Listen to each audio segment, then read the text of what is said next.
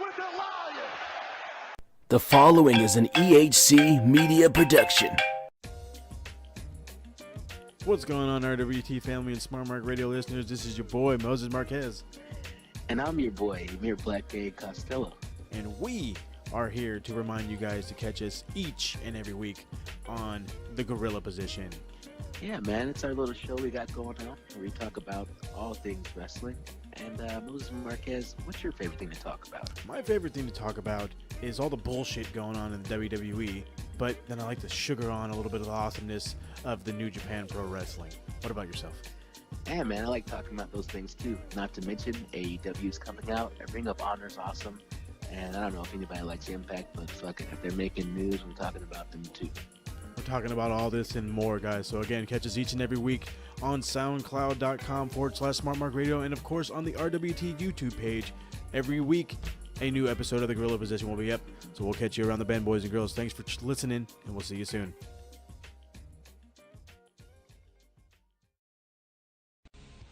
For honest, uncut, and often controversial coverage of all things wrestling, there's one place to get it, with some good old banter thrown in. Join the Butcher and myself, two-time Knowledge Champion Mike Larkin, along with your host Dazzy Dangerously, every Friday for the Max Wrestling Podcast, with championship specials every 2 to 3 months. WWE, New Japan, Ring of Honor, and the company with many names and more. On Facebook, YouTube, SoundCloud, Podomatic, iTunes, and Stitcher.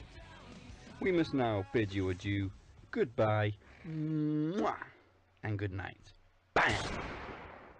Black power, got my fist in the air, screaming black power. I feel like Tookie Williams' last hour. We used to stand for something, but most niggas is cowards. Took Rosa Parks to sit down, so I'm pro-black like the pigs with the fist now. 80s crack exists now. All these babies going crazy cause these ladies smoking daily now. So tell me, how you really gonna say the chow when it's still running through our veins as a juvenile? If something's gonna change, you better do it now. Since this makes sense, we gon' start a movement now.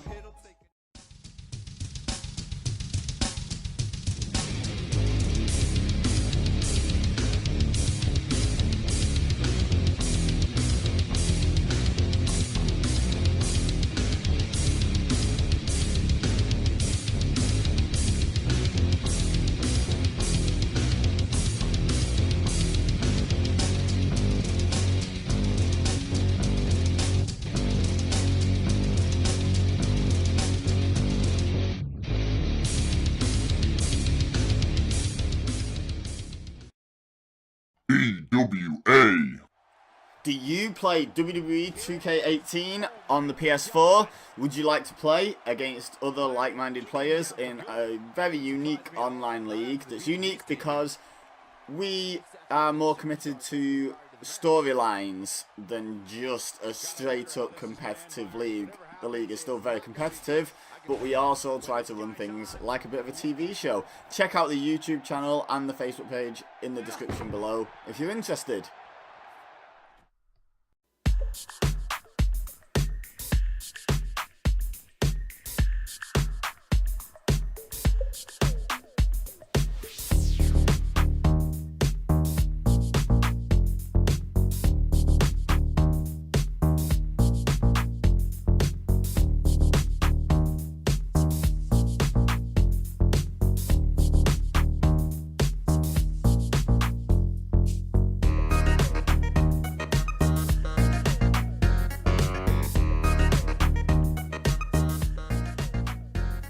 Well, it's the Retro Show. We're back. Another episode down, another time to go back in time. This time, doing a little NWA, and no, I don't mean the rap group, I mean the NWA, the National Wrestling Alliance. We're going to do an awesome pay-per-view, their WrestleMania, if you will, STARRCADE 1988 True Grit. I will be shortly joined by my constant co-hosts, my awesome co-hosts, Paul Morales and Emir Costello shortly. So stand by and you're in for a treat. Stand by. All right, without further ado, we are back. I am joined with Emir and Paul. What's up, guys?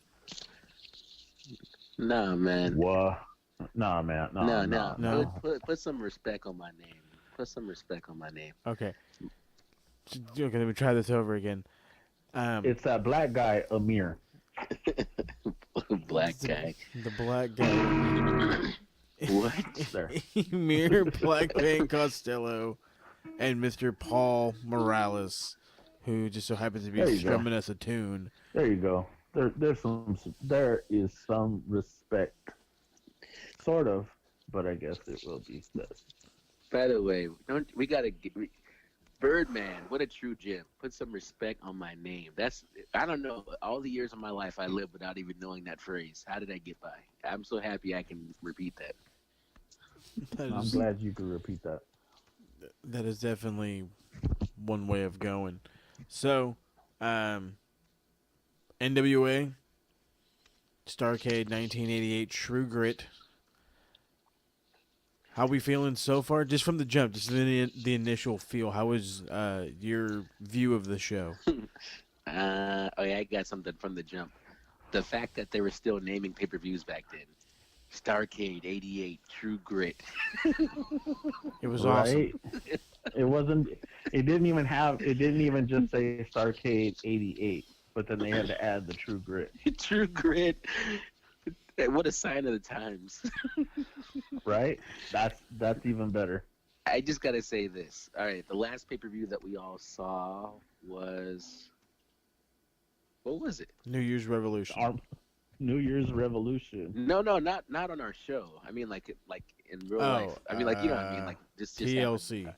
Oh, tell you TLC, right.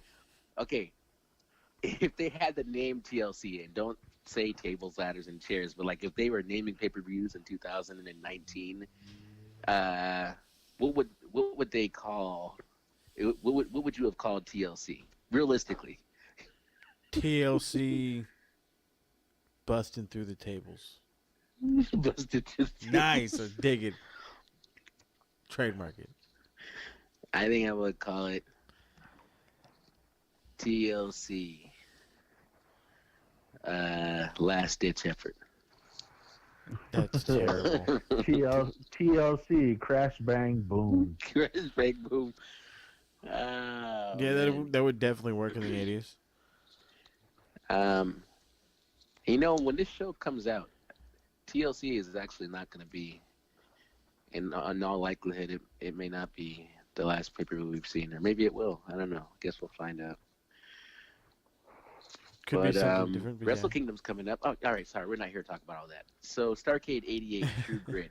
Okay, hold on. I want to Jim Ross, bro. What the hell? No, Jim Ross was awesome. Dude, But I want Tony Schiavone with the fucking porn stash. Porn stash. He's over there with his Ron Jeremy porn stash. What the hell was that? There was a bunch, like Magnum TA had a porn stash. I think it was either they were all over the place. That was 1988 for you. But I want to stop this momentum really quick. I want to ask you guys one simple question: how easy was this show to find for you? It was easy to find. Yeah, once I typed in STARRCADE, and I got to it pretty easily. It took me over an hour to find this show. But that's I would have sent you the link. That's user error, though. No. Okay, so I go to watch it, and I'm moving it from. Originally, I'm watching it off my Fire Stick, and then I'm watching it on my phone because I could find it in the previous watch, and then I open it on my laptop, and I have to go through the website. There's no previously watched tab for some odd reason. I typed in STARRCADE. It stopped at like 97. And then I had to look in collections and go to World Championship Wrestling and then look at STARRCADE. And then that stopped at 90. For some stupid, godforsaken reason. And then some glimmer of hope, I fucking found the goddamn thing. By the time I started watching the fucking show, I got half an hour into it and I had to stop watching it. What I hear you saying is, in order for you to find this show, it took True Grit. Jesus. Good one. I gotta give you that. That one. was That was a good hilarious. one. And yes, Thank you. it took more than true grit. It took patience and me not trying to snap my laptop in two. But That too. the show opened up in 80s fashion, colorful lights, crazy music, had awesome promos.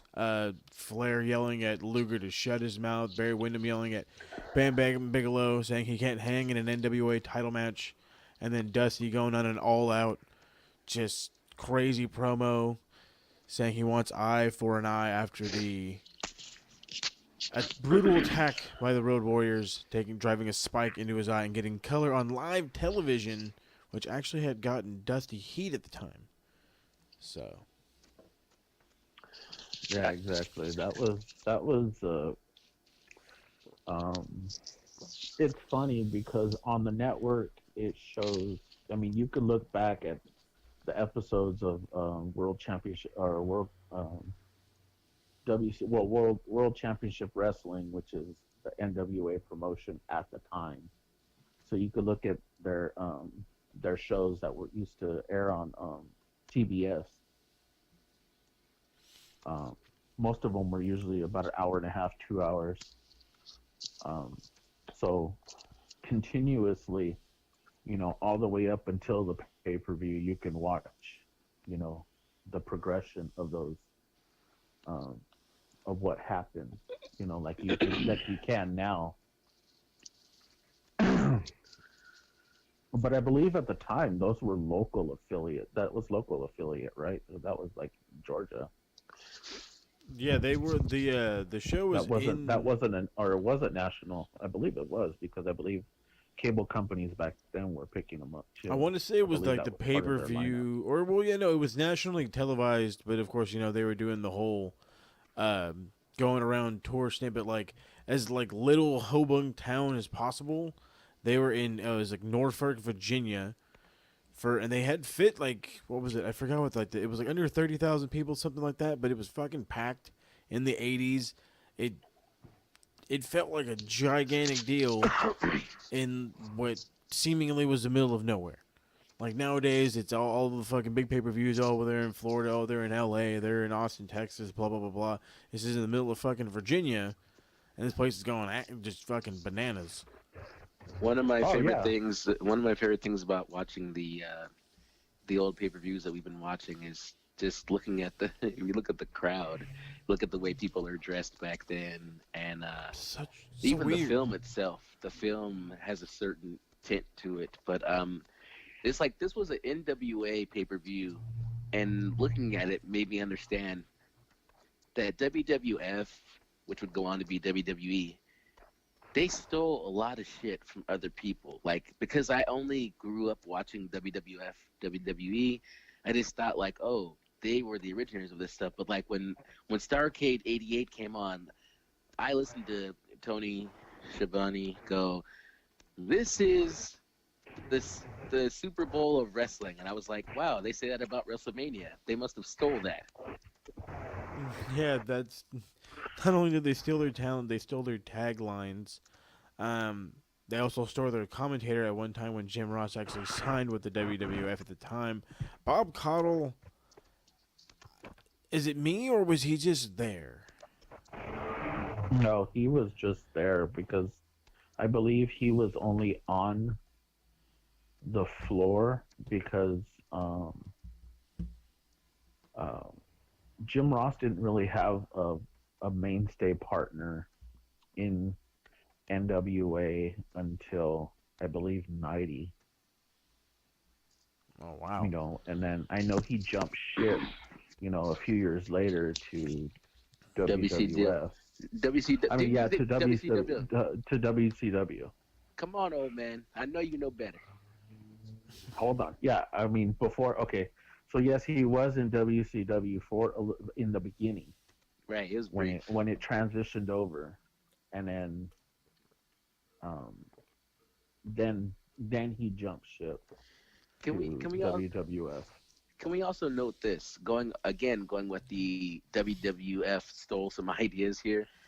Imagine my surprise when at the start of the show, because they want to big time everything, they go like, we even have some stars here that came all the way from Hollywood, and then the camera pans over to Jason Hervey, who plays the brother Wayne on the Wonder Years.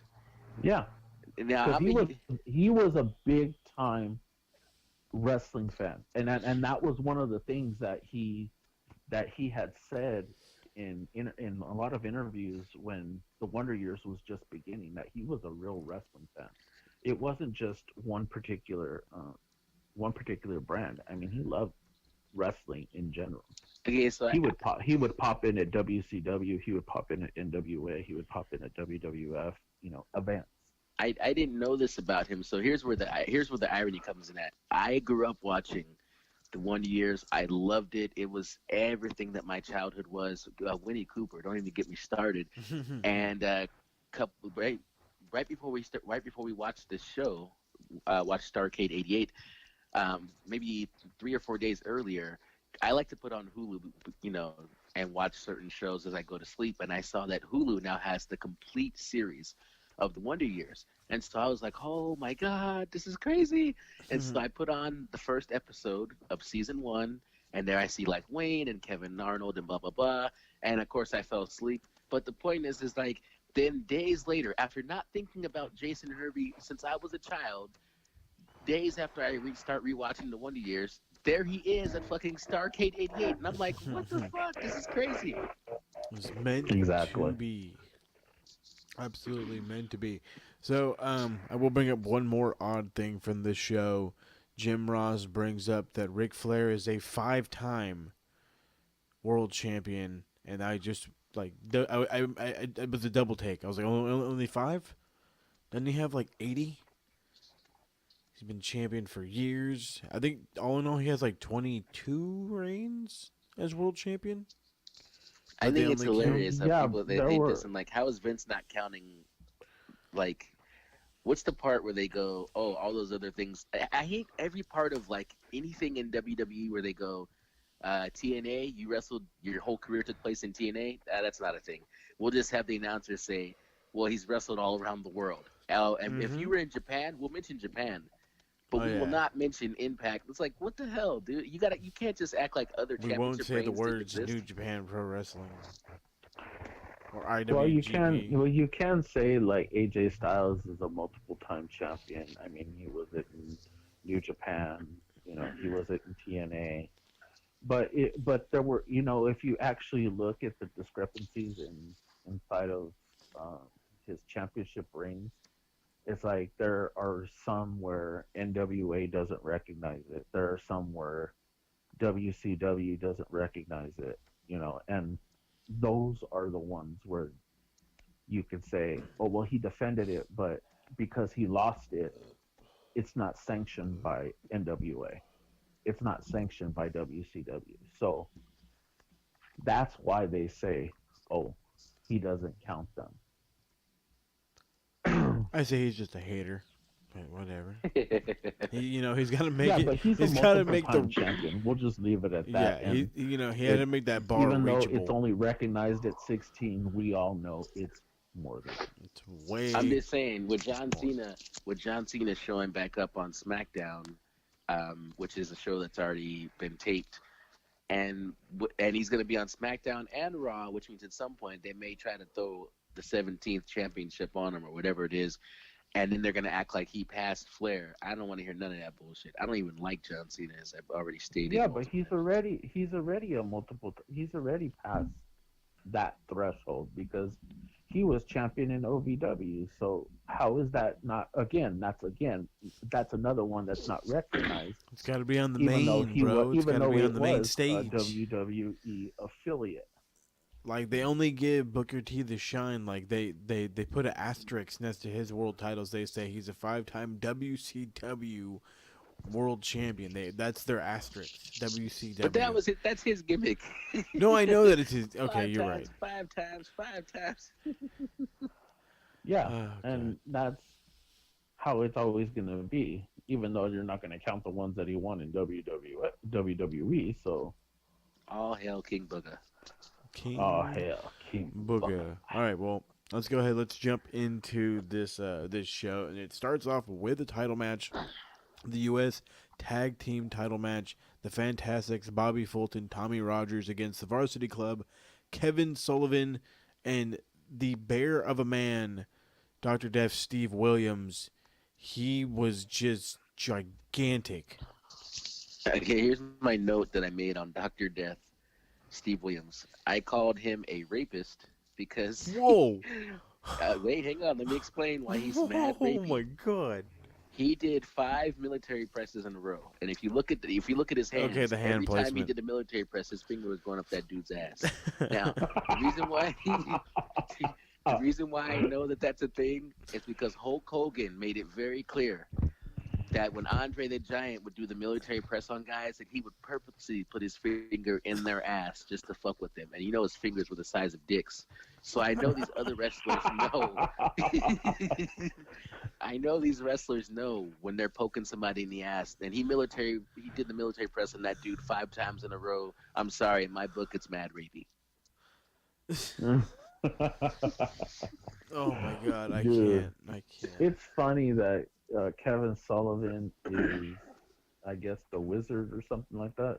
He's or the mind something or other. He is what the hell his nickname was. Was it the War Games Master, something like that? Yeah, something. Anyway, so the fact that he was this crazy dude, and then he's in the varsity club with these guys, and then Mike Rotundo. I love it that they came out to that fucking the fight song. I think it's just funny. I think it was awesome. It's hilarious to me. And he's all rocking out. He's like, I'm from fucking Singapore, where we practice voodoo and shit, but look at this awesome wrestler behind me. Like he goes from this wrestler to coming out with Rotundo later on, and then who's another gigantic fucking wrestler, looking like a druid. Well, that's his gimmick. He worships the devil. This is the 1980s, Haas. This is what they do. Yo, I'm sorry. I just thought about something. I'm looking out my notes. What the fuck? Teddy Long with the Jerry curl on what was left of his hair? Okay, first off, is it okay? Oh yeah, that was the other thing that was in my notes too. Thank you that you pointed it out. I was gonna say, damn, for as old as freaking Teddy Long is now, even for as young as he was then, damn, homeboy was rocking the Jerry curl. He was, and then what struck me is what version of time is this where Teddy Long was the referee for like the first 6 matches or something? I was just gonna say the same thing. He was they gonna switch this guy out? They're like, nope. And then my whole thing is he's like paid. He's like the ultimate fan ref, because he's like asking him, he's like, did he use the phone? Did he use the phone? And like the later match, and they're like, asking the audience, like what the fuck is going on? It was the greatest. I love Teddy. Did he put his leg on the rope? Did he put his leg on the rope? It's like he needs confirmation from the audience. It's like a game show. Yeah. So now we're getting too far ahead of us. So now let's go back to this match. Okay. All right. Let me do the quick little run through right here. Early double teams from the Fantastic. Big double drop kick. Sullivan sells the whole fucking match. Williams gets his guy up. I'm not going to say how Emir said it, but he hit 6. I thought it was 6. Military presses, just throws the dude up with that's even more rapey. with proper thumb placement. I'll say that. With proper thumb placement, and then he just slams him down, hits a big stalling vertical suplex, running in place. Sullivan finally does something, gets his legs up, blocks Fulton, splash from the top. Steve Williams comes in, immediately takes over, hits I'm calling it a Rainmaker clothesline. Damn near killed the fucking poor guy. Sullivan does some damage to Fulton. Williams back in. Next, Fulton on the ropes as the Varsity Club maintains control. Hot tag to Rogers. He comes in going after both Williams and Sullivan as Rogers attempts the Thez press. Williams turns it into a slingshot. They pick up the 1, 2, 3, which trips me out. Like every time there's a fucking tag, and all the tag team matches, the partner's right there. He's right fucking there. He sees him already count 2. The guy's hand is like 3/4 of the way from tapping 3, and he's like, oh shit, I need to stomp on him. Every fucking time. And then they're counting while they're in the ring. Fucking Teddy, what the hell are you doing, Teddy? You're just fucking counting to count. Welcome to old school NWA. Jesus criminy. I was aggravated. I was baffled all night Just for long. that- just for Guys that are right fucking criticism. there. You're doing nothing. Moses, just for that criticism of Teddy Long tonight, you got a tag team match against the Undertaker, player. That's fine. He's old. I'll whip his ass. Yeah, right. You're wrong. Come You're on, right. This was just okay. It's the opening match of a pay-per-view. It was slow. But was it though? The pace, pace was just kind of like one of those. Okay, you got these two guys who almost look like twins against that Steve fucking Williams, hair who on looks like he Sullivan though. Jesus should Christ. still be playing linebacker. The for balding frickin' mullet. Rams, Yeah. or at Oklahoma. Oh yeah, he's just a bear of a man.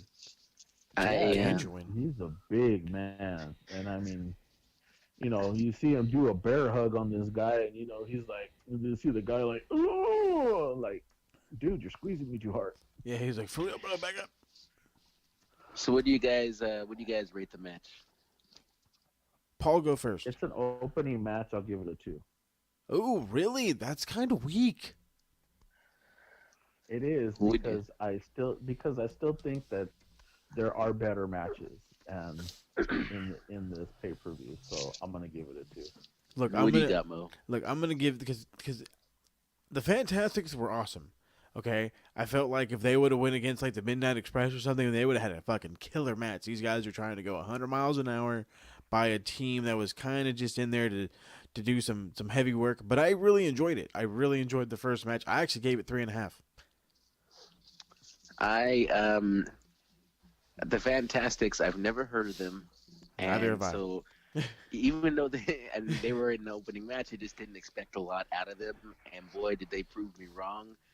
I thought that the match was great. I really enjoyed the fact that the Fantastics and Steve Williams and Kevin Sullivan found a way to everybody got over. Like the Fantastics got to do all their tag team and high flying stuff, and then Kevin Sullivan and Steve Williams got to be the big men that they were, and then everything all made sense to me, and I was like, wow, this was much better than I thought it was going to be. So, yeah, I think I could. Wait, this is out of 5, right? This is out of 5. Yes. Okay, so nobody knows the rating system, and Jesus Christ. Yeah. 5 is top. There are no 3/4. There are no quarters. It's either 5. It's either 5 between 1 and 5. Then there halves. Yeah. I'll give it. I would definitely give this match. Excuse me. I'd give it a 3. I'd give it a 3 because I was like, wow, this is a really good match, much better than I expected. By far, they blew my expectations out of the water. So yeah, I'll give it a 3. Okay, so let me explain my 2. The reason why I said 2 is because basically the Fantastics carried this match. You had Muscle on the other side, yes, you did, but it was like they look like they should be on geriatric meds. and literally they were moving slow as hell, and the Fantastics were just like these guys that were just like the Rockers of old, and they were just all over the place, high flyers, let me jump up and down, boom boom boom, and that to me showed 80s what the 80s were about, because those were just the fast-paced guys, and that's what I liked. Either you guys heard of the Fantastics before we watched STARRCADE? Fuck no. Actually, yes, I did, because they used to be in the Fuck no. AWA. I'll keep it funky. How did they not go on to become somebody or something? I really don't know. I mean, they were great. I loved them. They were a 2 or 3 time the United States Tag Team Champions. That's what I thought was crazy too. Like the United States Tag Champs. I didn't know that was a thing. Oh, that's a thing. That kind of coincided with the United States title. I think Eric L. White put a post up forever ago, if I'm not mistaken, that said, dude, do you guys remember who held these championships? And I was like, the Road Warriors. He's like, I believe my answer was the Fantastic. Eric L. White is the belt god, so he would definitely be the one posting about. That's right. Yeah. By Kenny the wouldn't way, even know. he's cool. Yeah, he's cool. He's cool. Okay. So I do want to talk about the backstage promo that they had after they, won the belts. You had Mike Rotundo, Steve Williams, all those guys back there. Steve Williams says the Varsity Club's always going to be on top. Mike Rotundo said he's going to beat Rick Steiner like the dog that he is. First off, you couldn't get away with that promo nowadays. If you beat a dog, they're going to be like, that's right. it. Call fucking and beat then up he was, right then now. he called them all kinds of. He said he was stupid. He was ignorant, mentally challenged. This was and all just this like an other stuff. And I'm asshole just like promo. thinking, I'm going, wow, that's not gonna fly today. Just felt some type of way. So, Yeah, there was something else. I'm sorry from the last match. Just one more quick note. At some point, the announcer or somebody went, "There's 10 minutes left in the match," and I thought to myself, "Damn, this pay-per-view is old." Like that. First of all, I don't even know if they even announce time limits anymore in WWE, and if they do, there's no version of somebody going, 5 minutes left, because nobody's really keeping time. Yeah, I mean, well, it's like looking. New Japan, they do it though. New Japan, they do it. Well, that's different. They say the time. Yeah. Yeah, New Japan doesn't. AWA used to do it too, because NWA and I believe WCCW used to do it too. I don't ever remember WWF I don't think so. ever doing it. Okay, so here's what I'm going to do. We're going to jump into the next match. It's the Midnight Express versus the Midnight Express. And it's one team is led by Jim Cornette. The other team is led by Paul E. Dangerously. Holy shit, he's been in wrestling forever. Jim Cornette is oddly fat. And I'm going to let you guys argue over this because this is awesome. He was skinnier. He had a lot of hair. He still had a big-ass head, though. Oh, his forehead was like a 12 head still then, but he just had longer hair. He just had a little bit more stylish hair and looked like beat up Don Johnson from Miami Vice. Yeah. My problem with this match is that they're both named the Midnight Express. That part was fine. I mean, I get that part. I just don't get the part where, like, this is STARRCADE. This is the Royal Rumble. I'm sorry, I'm tripping. This is the Royal Rumble? Super Bowl. This is the Super Bowl of wrestling. It's the Royal Rumble. And, do you know why it was called that? Before you keep going, do you know why it was called that? I assume because it was the year-end show, like the biggest show at the end of the year. No, because that was literally their very first pay-per-view ever. Was it a year-end show though, or no? Yeah, it was a yearly show. They moved it. It used to be in November, but when WWF had started the Survivor Series, they moved it from November to December. So what I'm trying to say is this. But is STARRCADE meant to be the culmination of their year in wrestling? Like it is they their worked all year WrestleMania long to get to this point. So yes, because remember WWF started with WrestleMania. That was their beginning of every pay-per-view. That was their when they started doing pay-per-views. Their very first one was WrestleMania. So the very first pay-per-view that NWA ever had was STARRCADE, I believe. All right. Now, if it's a show that happens at the end of the year, what I'm getting at is these matches are all supposed to have payoffs. Like, to me, WrestleMania or STARRCADE is a payoff pay-per-view, as in we've been working to get this point. Now, here's the conclusion. I don't like any version of, like, this is why I had a problem with this past year's WrestleMania that I went to, where, like, Shinsuke Nakamura turned heel as opposed to, like, winning the championship from AJ Styles. It's like, there's supposed to be payoff here. Like, I don't, the Midnight Express versus the Midnight Express. Hold on, wait. nobody's following the rules, and everybody's fighting. It's like, wait, I wanted to see a conclusion, not like. You did see a conclusion. They had an awesome match. There was a clean pinfall. You saw the Royal Rumble winner take on the champion. It was a right down the middle finish, and then bam, you interloop into the heel turn, setting up the road down. You got your cake and you ate it too, sir. Well, there's Emir doesn't see it that way. and let me tell you something. Later on, there's another match we're gonna come up to that had a bullshit ending too, and I want to see you talk your way out of that one. I'm not saying you booked the show. I'm just saying. I think I know which match you're talking about. But first, let's get into this Midnight Express match. I really enjoyed it, actually. This was one of the better matches of the night, in my opinion. It was pretty crazy, pretty all over the place. God, right now I cannot tell these guys apart. I can't find my note on it.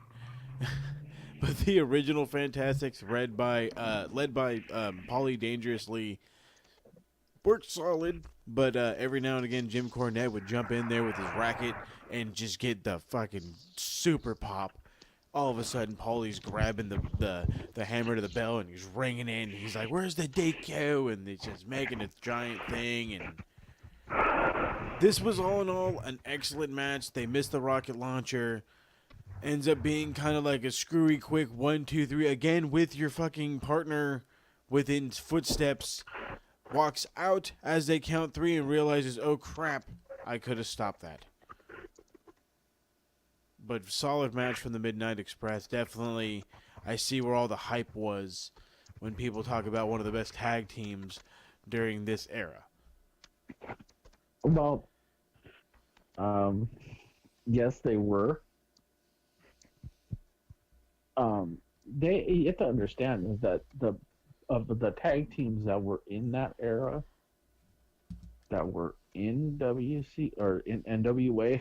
Sorry, I'm used to doing that. It's WCW. Soon, Ted Turner's already bought the company. I'm used to doing that one. I'm sorry. I you bounce around, from company to company. I guess it just happens to run out that way. Anyways, I mean, the top 2 tag teams in that era were actually, 3, the Rock and Roll Express, the Midnight Express, and the Road Warriors. The Road Warriors are awesome. I can't wait till we get to that match. Other teams that were built into there, and then that were just built around those 3 tag teams. That would be like today building them around the Usos, the Bar, and the New Day. And that's what you do. You just kind of build around those 3. It's terrible. Don't do that. Make stars. Make the tag team division relevant. Back in the day, you had your star. You can get away with having stars and shit. Nowadays, I don't want to see the same guys for fucking 50 years. Okay? But because back then, you knew how to make a guy and how to make a guy relevant constantly. The Road Warriors didn't get stale until one of the guys, died. So, I mean, that's my whole thing. Like, the Usos are excellent. That's a team to get behind. But how long did it take for us to get to them?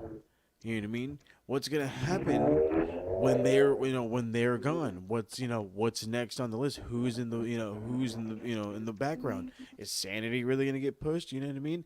We're jumping into the current era, but that's the problem. That's the problem we have with that. There's no direction. With this one, you had direction. You had teams like the Fantastics that were waiting in the wings, ready to jump up. You had guys, you know what I mean? They had their stars. When the stars left, you had new stars ready to go. This new era WWE, no. John Cena leaves, they go into panic. Roman Reigns leaves, they go into panic. They don't know what to do. Speaking of people that don't know what to do, Paulie Dangerously runs like a little bitch. Runs from Jim Cornette. The whole thing, it was awesome. They chase him around. He takes a giant bump. It was great. Paulie Dangerously. Paul Heyman just seeing him back then is a treat. Is an absolute treat. But seeing Jim Cornette was an awesome manager. I see why everybody really liked it back then. His views on wrestling are a little weird, but he's an awesome manager. So, but yeah, really good match. I believe the fact that that Jim Cornette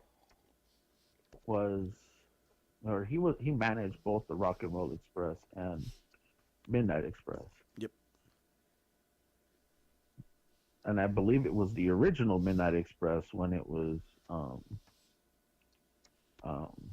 Rose and the other guy that's on the other side. I can't even remember his damn name right now. Neither can And that's part of the problem.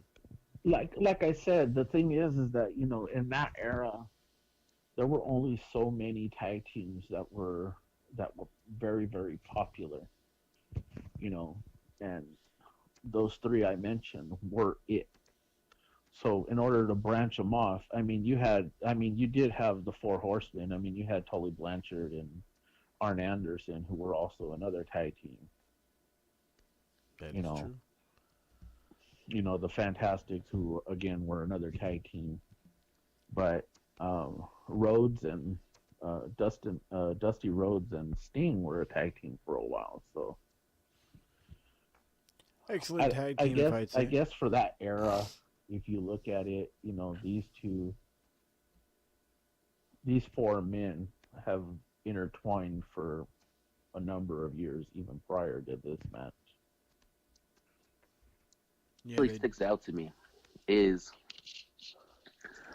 back then, the mark of a great manager, besides their ability to speak, was also the prop that they carried. Jim Cornette had the tennis racket, and Jimmy Hart had the megaphone. Paul Bearer had the urn. When you think about managers today, if managers today even exist, none of them carry any. There's no prop you can define a manager by these days. No. None. They won't allow it. Makes me sad. Because you look at Paul Heyman, Paulie Dangerously. Paulie Dangerously carried around a cell phone that was like Zach Morris. Saved by the Bell. He used to hit the top. I'm gonna call somebody and hit the top of it like he's hitting the antenna, and like, oh, I'm gonna call this person, and like No, excellent comedy from Jim Cornette. Uses the phone, or Paulie dangerously uses the phone. That's when we get the whole big Teddy Long freak out where he asks the crowd like it's a game show, like, did he use the phone? All right. It was kind of awesome and kind of weird at the same time. They didn't really stop the match. All of a sudden, hit the roll up 1, 2, 3. The Midnight Express wins. They can still use said name, and on they go. So let's start with Emir this time. What do you rate this match? I don't know, man. I guess. Well, here's the thing. I don't want to feel pressure to give it a rating that I don't think it was. I didn't really enjoy the match. I don't know why, but okay, I did enjoy seeing Cornette, and I loved seeing Paul Heyman. But I don't know that much about either Midnight Express team for whatever reason. I don't know, man. But I don't know, 2.5. 2.5. Nice, Paul. Comedy alone, the comical aspect of this match, between Cornette and Paul Heyman, Paul E. Dangerously, alone was a 2. The match itself, I'll give a half, because there wasn't really a match. They had their few little hits here and there, but other than that, it was, Cornette and Dangerously running around outside the ring, trying to get each other's attention, pretending they're going to beat up each other, you know, interfering in the match. So I give it a 2.5.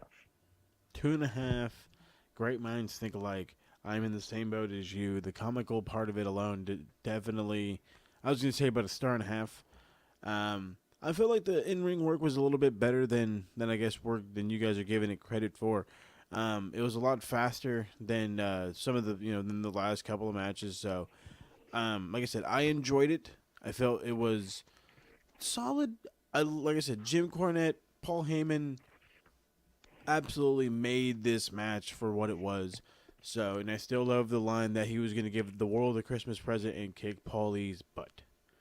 It was great. 2.5 Right. for me as well.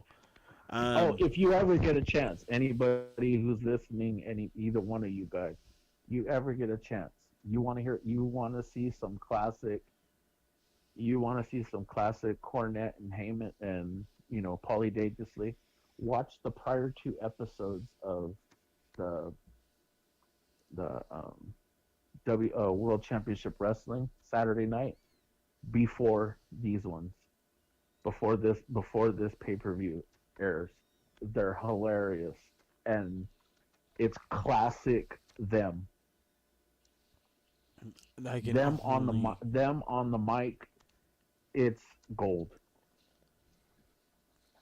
So that's my credit. Those 2 you have to watch. You have my I believe attention. it's the 24th, which the 24th and the 10th.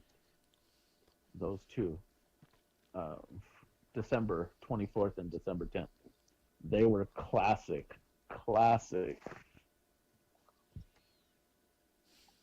Paul Heyman, a master on the mic nowadays, and it was just as good back in the day. Jim Cornette, always good. But let's get into something not so good. Ivan Koloff, the Junkyard Dog, against the Russian Assassins. The Junkyard Dog. Before you even ask me a rating, half. Just half because I love the Junkyard Dog. Here, I'll even give it a 1 because I love the Junkyard Dog, and that'll be the rest. That's all my comment for this match. My only comment is, I was definitely giving it a 1 star just on the basis of the way that these guys won the match. Is he hit a foreign object in his fucking face mask? What the fuck? Right. That is the Right. of all the places you could have stuck the foreign object. It's like, oh, I know. I'll hide it in my fucking lucha mask. Fuck you. This was the greatest. Right? Paul Jones. Oh my God. Speaking of great managers, Paul Jones. Are we even going to comment about this match? I mean, on the fact that you got the Russian assassin, and then you have the Russian bear Ivan Koloff across the ring. Why was Ivan Koloff even tag teaming with the Junkyard Dog? Nothing about this match made sense to me. Exactly. Nothing. It's because And Ivan's over. even That's why. Into the how everything happened in this match still made no sense. None. I gave it a 1.5, strictly None. for. It was like, here, you know what? We got this match. You know what? We got an open space for this match. Let's fill it with these guys. Yeah, I gave it a 1.5, strictly off of the Junkyard Dog and his gigantic pop, and a 0.5 point for seeing Ivan Koloff hit the sickle. That's it. Can I just say this about the Junkyard Dog? The year was 1988, and they were in Virginia. You say? Yeah, Norfolk, Virginia. Yeah, a lot of white folks in the crowd. A lot of white folks. The fact that those white people popped so big for Junkyard Dog, I was like, well, look at that. You can't come to our house for dinner, but we shall cheer you as you enter the ring. There we go. Right. Awesome match. No, it wasn't. It was absolutely terrible. But this is a match up next that I thoroughly enjoyed, mainly because I did a fair share of wrestling in my day, and this was definitely a wrestling match. The World Television title on the line. Mike Rotundo, Rick Steiner, Syracuse against Michigan. Oh, man. Let me tell you something. First off, fuck shark cages. Yeah, those things Okay, suck. I don't They're even the understand fucking how worst.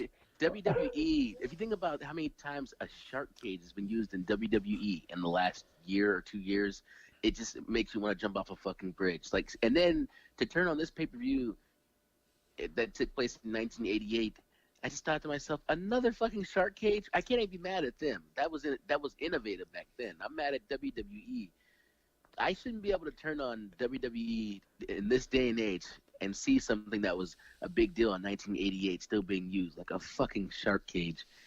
But I will say, man, Steiner, he was fantastic. Steiner was just gigantic, just gigantuan.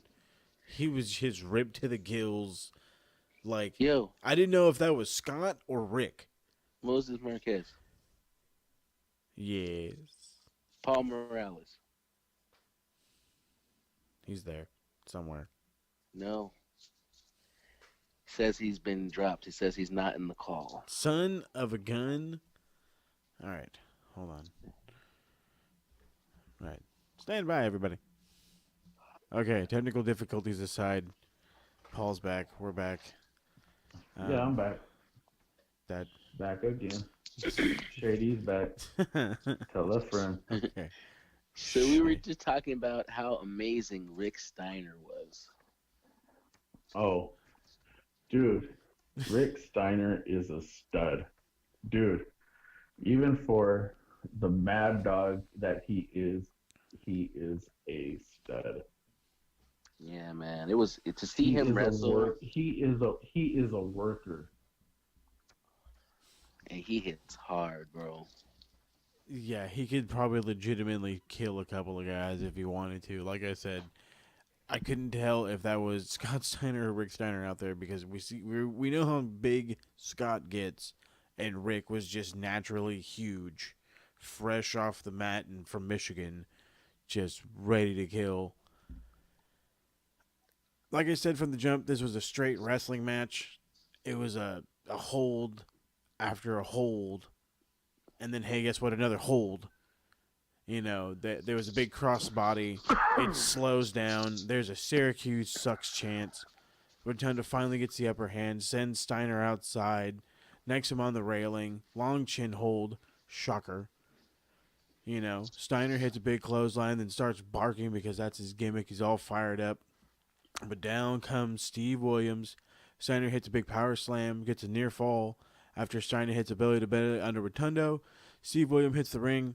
Steiner jumps up like the winner, but now there's a big argument on who won. Sullivan is randomly out of this stupid shark cage that we have no idea why he's in the shark cage to begin with. Steiner throws Rotundo into Sullivan, picks up the 1, 2, 3. We have a new NWA World Television Champion. It was... Can I just... Okay, before I get all excited about the title switch and how Rick Steiner actually looked pretty good in this match, is Emir, did he look like AC Slater from Saved by the Bell? No, actually, you want to know what it was? Is that hair? It's gotta be that hair. It was a slow-paced match, but it was methodical. It was technical, you know. For that time, it was technical, you know. These guys took bumps. These guys hit each other. I mean, and it was, you know, great. Dude, from beginning to end, the fact that, you know, freaking, the hell's his damn name again? Mike Rotunda.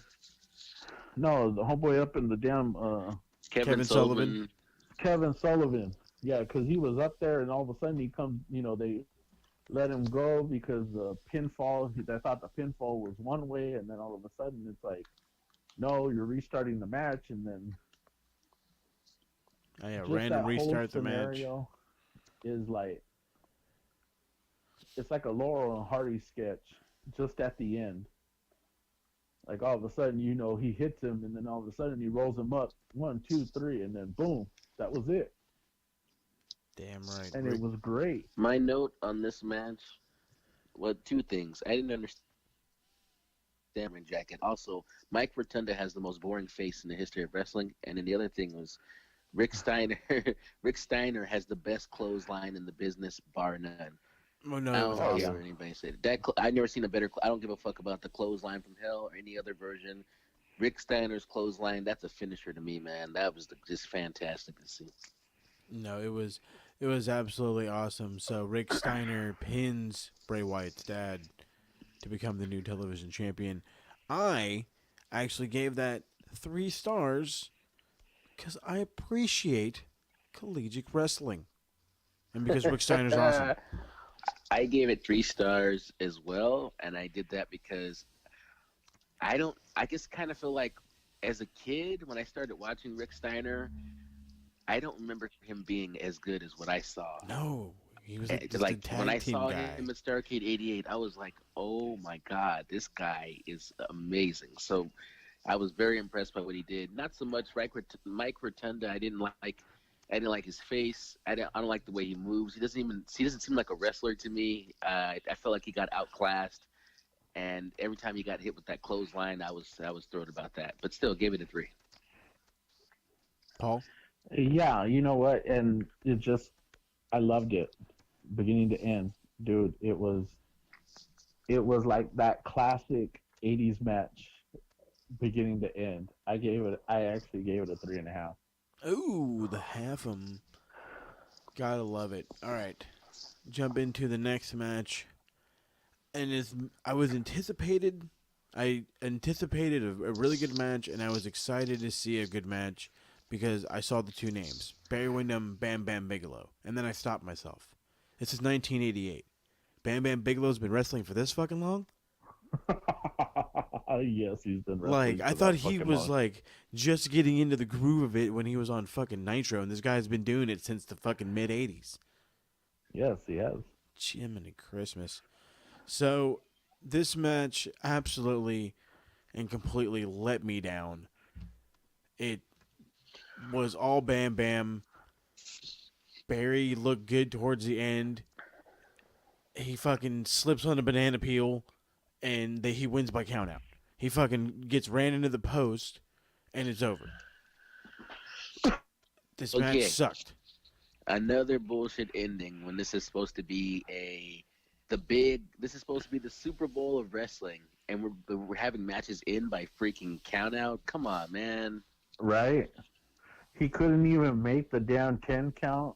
Like, literally, dude, you were outside and then you were like standing up and you couldn't slide under the ring at 9. So This is the kind of thing that we would give WWE Like you shit for if jump, they did like today. you jump Exactly. at 9.5 to try and make it in the ring, and then it's like 10. You're not even in the ring. Like you half a second earlier, dude, you would have been in the ring. yeah, it was That half a second late, you're out. You're counted out. it was It's just like, weird. dude, that was just horrible ending. Good match though. I have to give it. That match was hard hitting.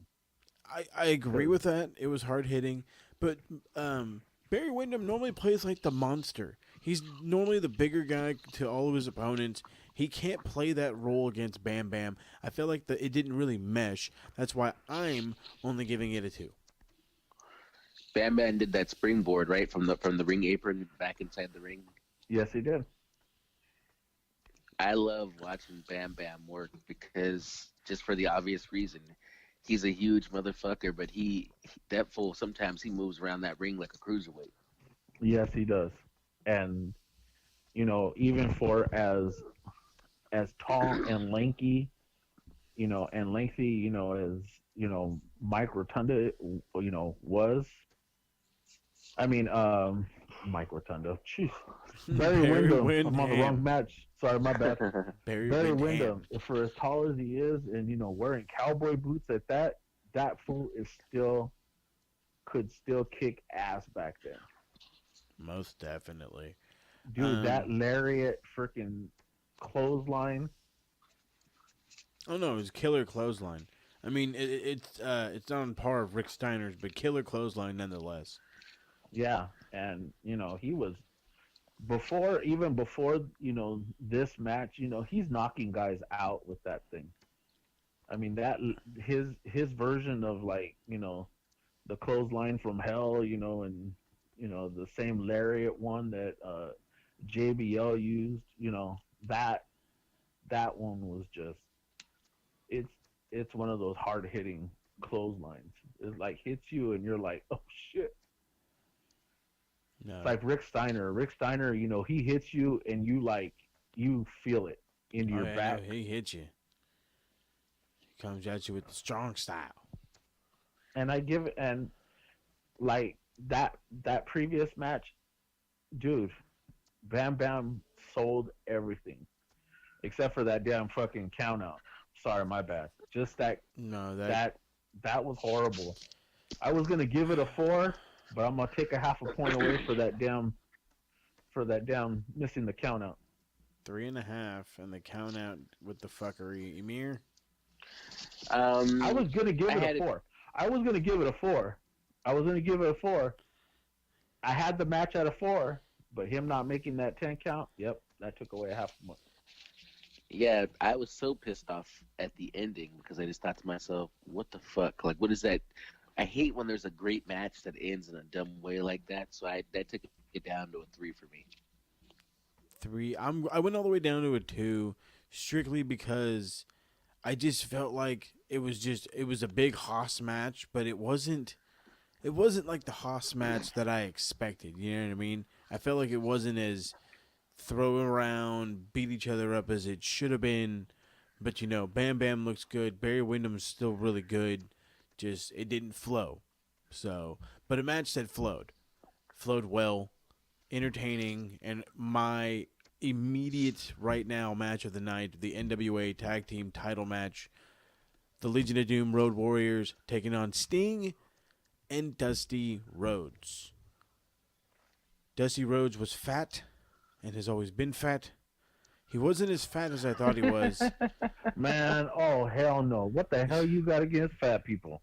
I have nothing against people, fat right? I'm a people. fat guy. As am I, boys. Look, I'm a large gentleman. It was the myself. last podcast we did. Now all of a sudden, now you're on this one. What you got against fat people? I have no issues with the fat people. I am a part of the community myself. I remember I can still see him from NXT when he was his older days and he was big. He's not as big as I thought he was going to be. Sting is just beyond over. We thought Junkyard Dog was over. Sting is over to the moon and back. And then speaking of guys that are huge, the Road Warriors, Jesus Christ. Almost combined 600 pounds. They're wide and they're jacked. What the fuck? Yeah, but Hawk and Animal have always been that size. They've been doing. No, but they're the workout guys. Those guys like in the 80s. Jim Ross says, they're not the finesse guys. They're the guys that go out there and pump iron. Pump 500 pounds, squat, and all this other stuff that he was talking about. And that's not who. Well, we obviously know that's not how Dusty Rhodes is, because he's the only thing I'm gonna curl is a cheeseburger and some fries. That's right. He's gonna do it like that, honey. Oh, daddy, you learned a bit, daddy. Okay, before I jump into the action, Sting, when he was introduced, he screams and he's louder than the guy with the microphone. Right? I was like, holy Jesus, that's some talent. No, for as loud as everybody, as loud as the audience was, Sting was louder than they were.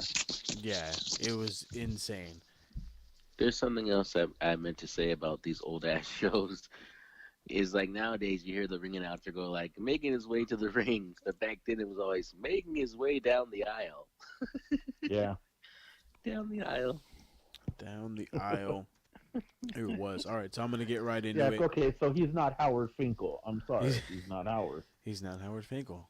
Howard Finkel, by the way, because you brought him up, a new inductee into the Wrestling Observer Hall of Fame. Oh, awesome. Yeah, he's way to go, Fink. Oh yeah, the Fink. Yeah, Fink is cool. You are the man. So the Road Warriors wasted a little time once they hit the ring. They started brawling. They ended, Sting and Dusty ended up standing their ground. That's when they got the introductions off, which is weird. Normally they're like, nope, fuck this shit, no introductions here. And the guy's like, no, look at here, damn it. They paid me to do this shit, and I'm doing this shit. So gets the introductions off. Animal starts it off. Looks strong. Sting makes a comeback. Huge leapfrog drop kick. Dusty comes in, then hits the double team on Animal. Sting and Hawk are in the ring. Go to the corner, stomps into the mat, brings it back. Big shots. Sting answers back with the shots of his own.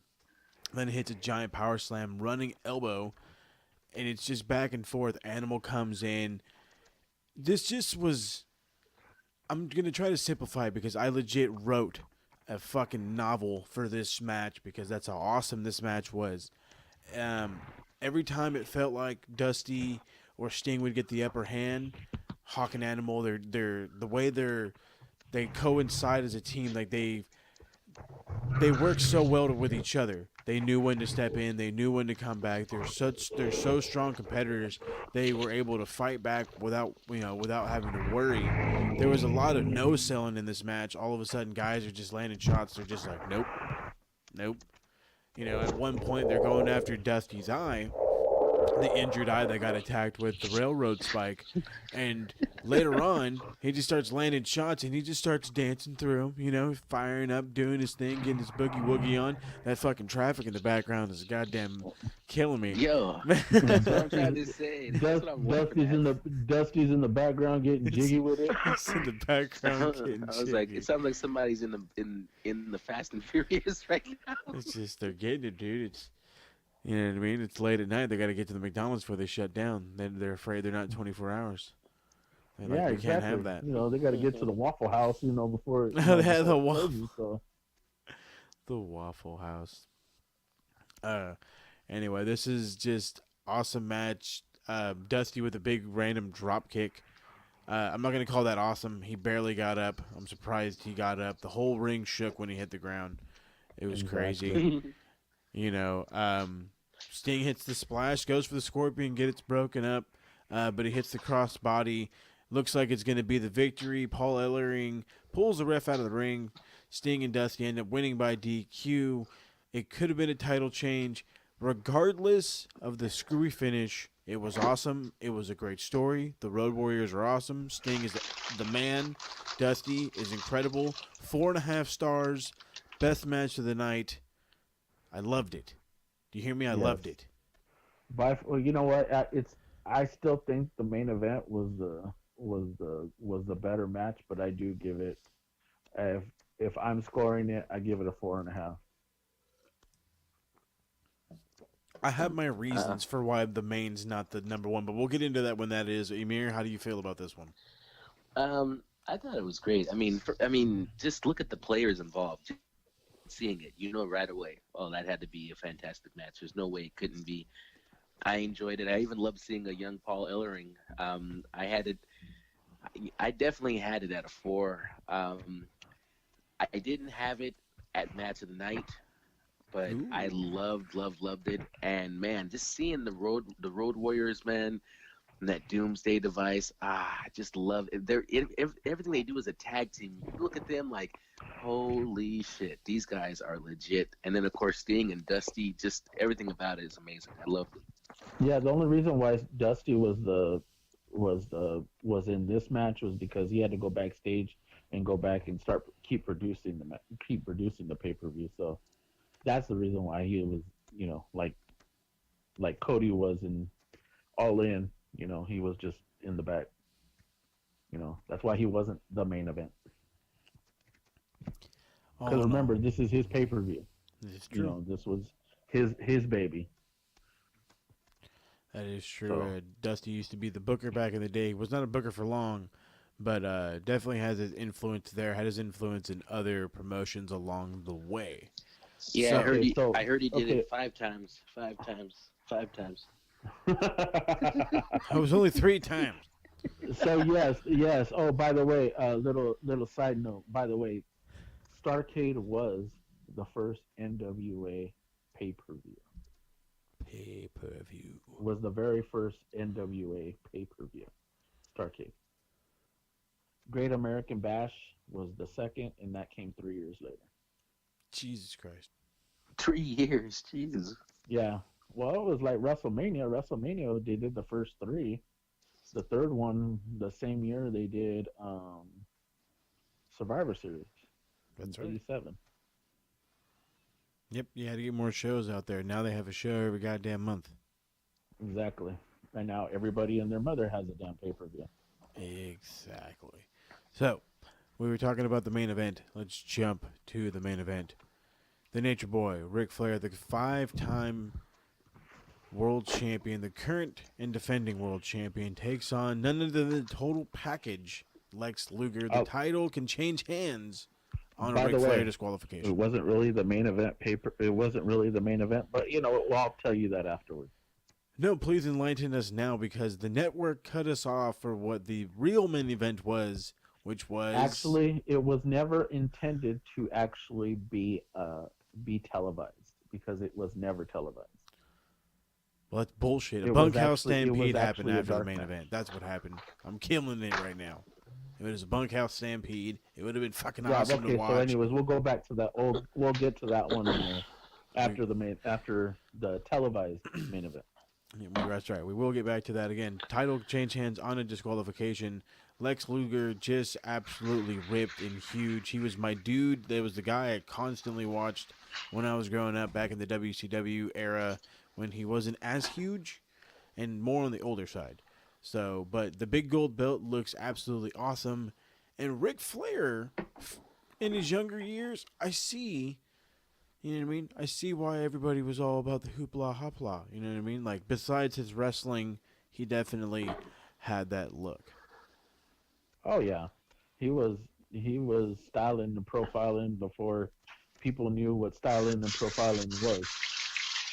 That is true. Let me tell you something about this match. Ric Flair, a man's man, a champion's champion. Ric Flair, when you see him, you go like, I mean, I was completely enamored with the match and with the story behind it. When you see Ric Flair, you go, oh yeah, this is what a champion's supposed to look like. When you see Ric Flair as champion, it makes you think back to some other people who should have never held the goddamn belt. Like they were never. There's never gonna be a day in their life where they would wake up as cool as Ric Flair was on this night. You know what I mean? Like there were a lot of people who were never as cool as Ric Flair. There were a lot of people who were not as cool as Ric Flair. There were a lot of people who couldn't talk like Ric Flair. Yeah, Lex Luger, his physique, Ronnie Garvin, out of this world, man. And this match, man. Let me tell you something. I love matches where at the end of the match, first of all, I love it when you really feel like the other guy could win, where you really don't know, where you go like, I don't know, I can't even tell at this point, he could really win. And then even when he doesn't, I love matches where at the end of it all, you take your hat off to both competitors, because there were no losers in that match. Ric Flair and Lex Luger both did such a great job, even down to the way that the ending was booked, in my opinion. I just thought to myself, both their stocks just rose up higher and higher because of this. It was beyond, the thing is that, for this era and for this time period, you know the name Ric Flair, you know the name Lex Luger. But if you have not witnessed, watching these pay-per-views and going back and watching like these old pay-per-views and not cherishing, that era, then you're missing out. You're missing out how all those pay-per-views, how all those events, how all these matches are brought forward to now. And we just don't, take them and just say, oh, okay, well, those matches happened, but do you go back and do you see them? These ones that we've been doing, aside from the first pay-per-view that we did, but we won't go there. No, we won't. I say that we're going forward, we're going to try and do our best to try and pick some of the greatest pay-per-views of all time and try and take them and give them to people. And we suggest that you guys go back and actually sit down and watch these matches because, hands down, this was the best match of the night, and I loved it beginning to end. And they both sold it. I had it at a 5. That's just me. Wow. And I had it at a 5. So we're just gonna jump into it. I only gave it a 4. Now I'm gonna go through this whole match. That's it. Moses is fired. No. That's it. No. That's it. No. That's it. Emir, call somebody. Call somebody. I'm the host there, Haas. You can call somebody if you don't get the fuck out of here. Okay, I run the ship here. All right, I'm the captain now. Okay, look into my eyes. This is me. Tell us okay, why you only gave it a 4. the reason why I gave it a 4 is because this was a Ric Flair carry job. That's why I gave this a 4. Lex Luger showed me that he can do more than power slams and military presses. Okay, he made these superplexes look awesome. He made his verticals from the apron to the inside look good. His cross bodies were solid. His running the ropes was solid. It was all around an excellent match. Probably one of the better Lex Luger matches I've ever seen. But with that being said, there was a lot of, Ric Flair screwery, J.J. Dillon involvement. I didn't like how the ref was kind of being a dick, kicking the fucking rope and making Ric Flair's hand get off. Who am I lying? It was awesome, okay? Thank you. I mean... Thank you. Now you better change.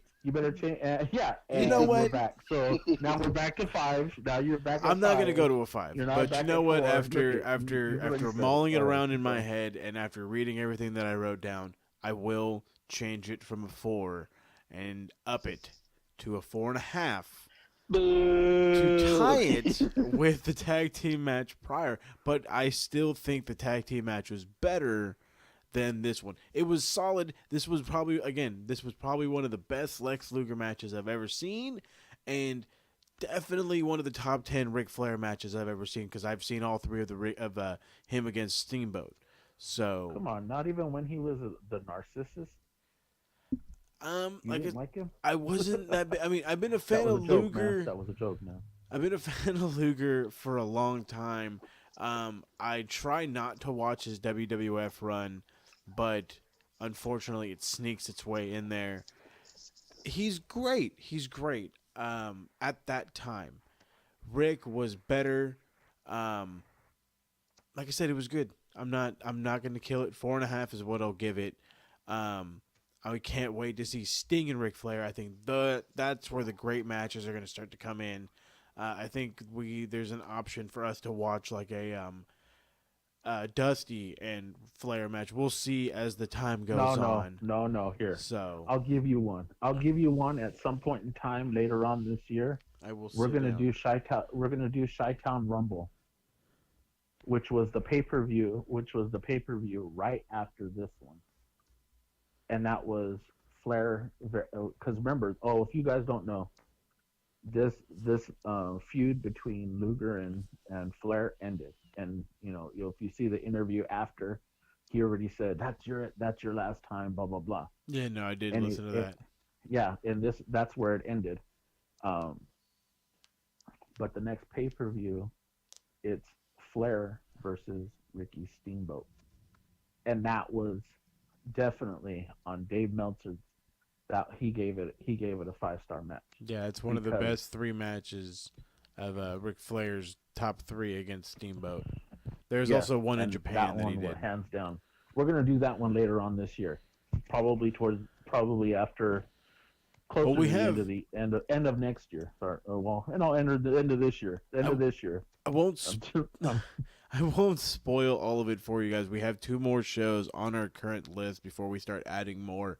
I will go ahead and give out this one, so if you catch it in time, maybe you can follow along with us. The next show we're going to be reviewing is ECW Heatwave 1998. That's right, ECW Extreme Championship Wrestling We're going to the hardcore side.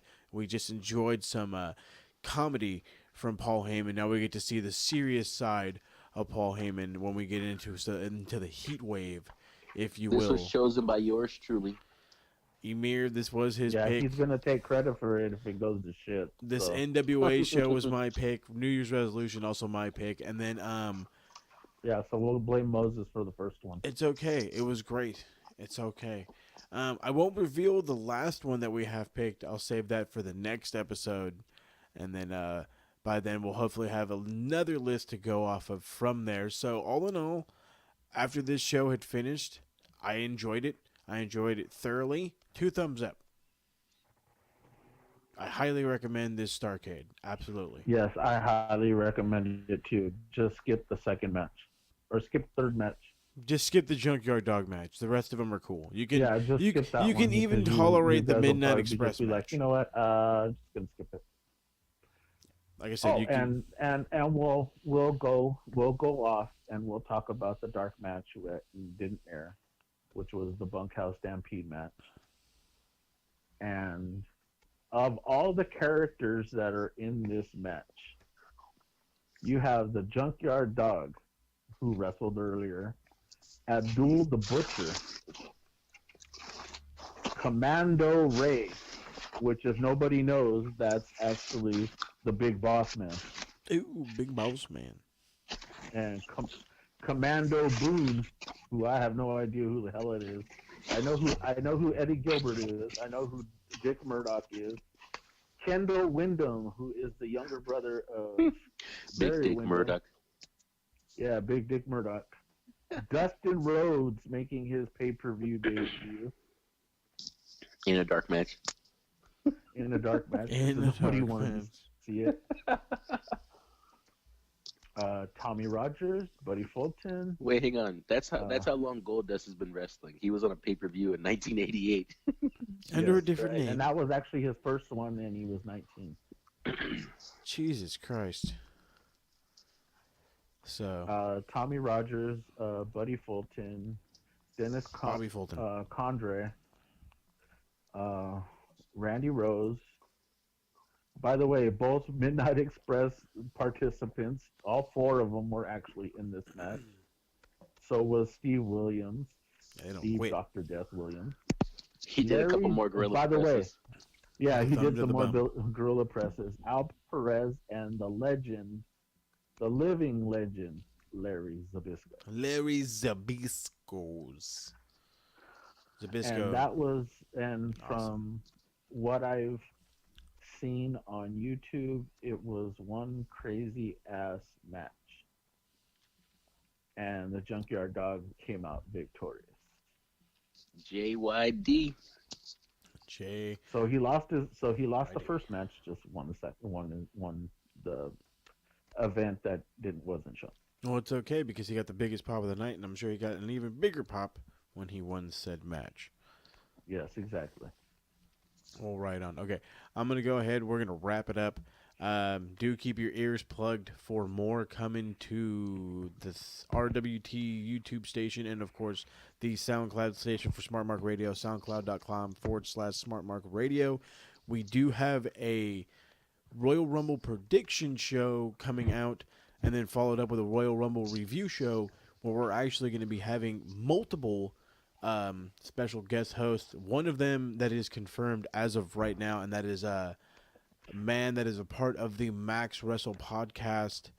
Michael Larkin will be joining Emir and myself for the Royal Rumble review. There's talks of Moni Lynn and quite possibly a handful others, maybe even another surprise guest or two. So keep your ears plugged for that one. Paul, thank you. Emir, thank you.